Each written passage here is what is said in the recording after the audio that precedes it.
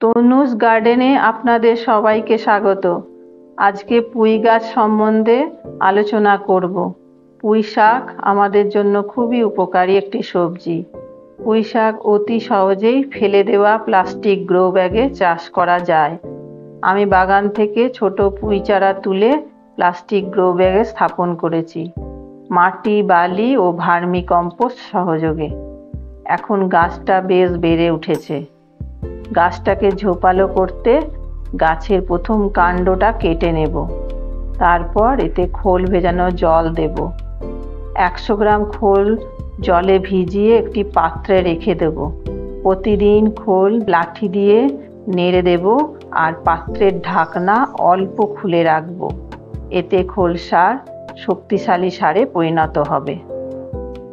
7 দিন পর পাত্রের ওপরে থিতিয়ে যাওয়া জলটা বালতির জলে মিশিয়ে সব গাছে দিয়ে দেব। এই সারে নাইট্রোজেন, পটাশিয়াম, বিভিন্ন ম্যাক্রো ও মাইক্রো উপাদান বিদ্যমান। গাছকে প্রয়োজনীয় ফসফরাসের যোগান দেয় এই সার।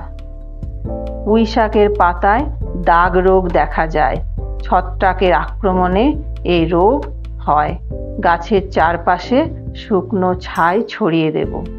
আর রসুন থেতো করে লঙ্কা গুঁড়ো মিশিয়ে জলে 1 দিন ভিজিয়ে রেখে বিকেলের সময় স্প্রে করে দেব।